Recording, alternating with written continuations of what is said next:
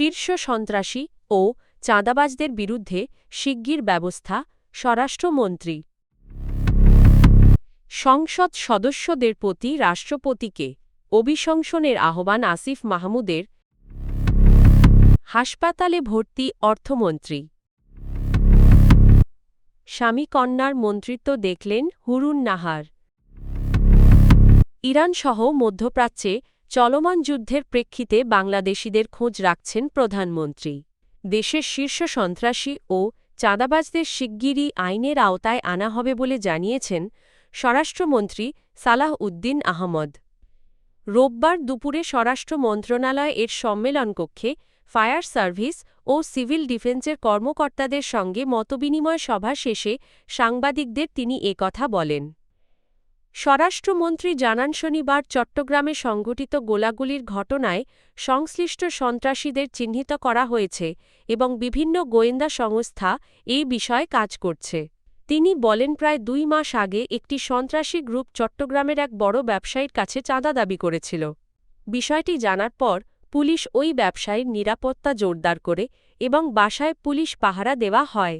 এতে সন্ত্রাসীরা তাৎক্ষণিকভাবে সুবিধা করতে না পারলেও পরবর্তীতে ভারী অস্ত্র ব্যবহার করে পুনরায় গোলাগুলির ঘটনা ঘটিয়েছে।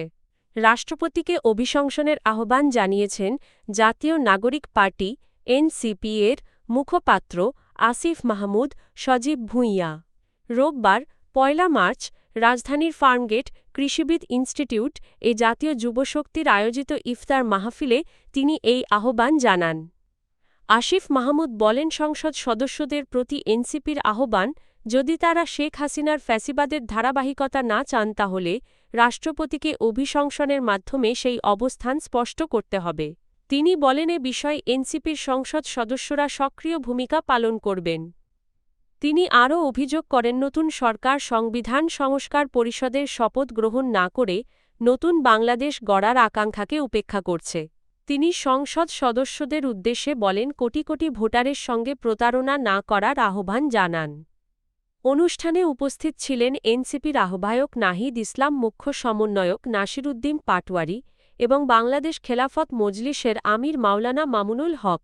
নিউমোনিয়ায় আক্রান্ত হয়ে হাসপাতালে ভর্তি হয়েছেন অর্থ ও পরিকল্পনা মন্ত্রী আমির খসরু মাহমুদ চৌধুরী। বর্তমানে তিনি রাজধানীর ইউনাইটেড হাসপাতাল এ চিকিৎসাধীন রয়েছেন। রোববার ১ মার্চ মন্ত্রীর ব্যক্তিগত সহকারী মো. সেলিম বিষয়টি নিশ্চিত করে জানান, নিউমোনিয়ায় আক্রান্ত হওয়ার পর শনিবার সকালে তাকে হাসপাতালে ভর্তি করা হয়। বর্তমানে তার শারীরিক অবস্থা উন্নতির দিকে রয়েছে। এদিকে অর্থ মন্ত্রণালয়ের জনসংযোগ কর্মকর্তা সিরাজ উদ দৌলা খান বলেন, মন্ত্রী অসুস্থ হয়ে হাসপাতালে ভর্তি হয়েছেন। তবে তিনি ভর্তি হওয়ার নির্দিষ্ট কারণ সম্পর্কে বিস্তারিত জানাতে পারেননি। উল্লেখ্য, বাংলাদেশ জাতীয়তাবাদী দল বিএনপি মনোনীত প্রার্থী হিসেবে ত্রয়োদশ জাতীয় সংসদ নির্বাচনে চট্টগ্রাম -11 আসন থেকে জয়লাভ করেন আমির খসরু মাহমুদ চৌধুরী।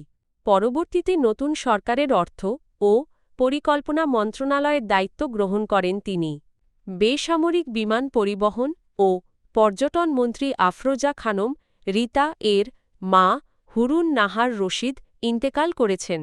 রোববার ১ মার্চ ভোর ৬:৩০টার দিকে রাজধানীর এভারকেয়ার হাসপাতাল এ চিকিৎসাধীন অবস্থায় তিনি শেষ নিঃশ্বাস ত্যাগ করেন। মৃত্যুকালে তার বয়স হয়েছিল ৮৩ বছর। দীর্ঘদিন তিনি ক্যান্সারে ভুগছিলেন। হুরুন নাহার রশিদ ছিলেন মুন্নু গ্রুপ অব কোম্পানিজের প্রতিষ্ঠাতা ও সাবেক মন্ত্রী হারুনার রশিদ খান মুন্নু এর সহধর্মিণী।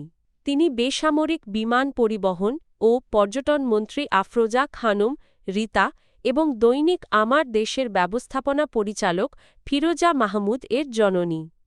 ১৯৫৫ সালে হারুনা রশিদ খান মুন্নুর সঙ্গে বিবাহ বন্ধনে আবদ্ধ হন হুরুন নাহার রশিদ। শিল্প প্রতিষ্ঠান গড়ে তোলা ও রাজনৈতিক জীবনের প্রতিটি ধাপে স্বামীর পাশে থেকে নীরব কিন্তু দৃঢ় ভূমিকা রাখেন তিনি। পরবর্তীতে মুন্নু গ্রুপ অব ইন্ডাস্ট্রিজের চেয়ারম্যান হিসেবেও দায়িত্ব পালন করেন এবং সংযমী নেতৃত্ব ও বিচক্ষণতায় প্রতিষ্ঠান পরিচালনায় গুরুত্বপূর্ণ অবদান রাখেন। ইরানসহ মধ্যপ্রাচ্যে চলমান যুদ্ধ পরিস্থিতির প্রেক্ষাপটে ওই অঞ্চলে অবস্থানরত বাংলাদেশিদের নিরাপত্তা ও সার্বিক পরিস্থিতি সম্পর্কে খোঁজখবর নিয়েছেন প্রধানমন্ত্রী তারেক রহমান। রোববার ১ মার্চ সকালে সচিবালয়ে প্রধানমন্ত্রীর সঙ্গে সাক্ষাৎ করেন পররাষ্ট্রমন্ত্রী খলিলুর রহমান। এ সময় মধ্যপ্রাচ্যের বিভিন্ন দেশে বসবাসরত বাংলাদেশিদের বর্তমান অবস্থা সম্পর্কে অবহিত হন প্রধানমন্ত্রী এবং প্রয়োজনীয় নির্দেশনা দেন। বৈঠকে প্রধানমন্ত্রীর পররাষ্ট্র বিষয়ক উপদেষ্টা হুমায়ুন কবির উপস্থিত ছিলেন। প্রধানমন্ত্রীর অতিরিক্ত প্রেস সচিব আতিকুর রহমান রুমন জানান, ইরানে হামলার প্রভাবে মধ্যপ্রাচ্যকেন্দ্রিক বহু আন্তর্জাতিক ফ্লাইট বাতিল হওয়ায় সৃষ্ট পরিস্থিতি নিয়েও বৈঠকে আলোচনা হয়েছে। তিনি আরও জানান, হজরত শাহজালাল আন্তর্জাতিক বিমানবন্দর আটকে পড়া যাত্রীদের সার্বিক দেখভাল প্রধানমন্ত্রী নিজে সর্বক্ষণ তদারকি করছেন। প্রধানমন্ত্রীর নির্দেশনায় বেসামরিক বিমান পরিবহন মন্ত্রী ও প্রতিমন্ত্রী কাজ করছেন এবং বিমান প্রতিমন্ত্রী সকাল থেকেই বিমানবন্দরে অবস্থান করছেন। পাশাপাশি প্রবাসী কল্যাণ মন্ত্রীও সার্বক্ষণিকভাবে এই কার্যক্রমে যুক্ত রয়েছেন।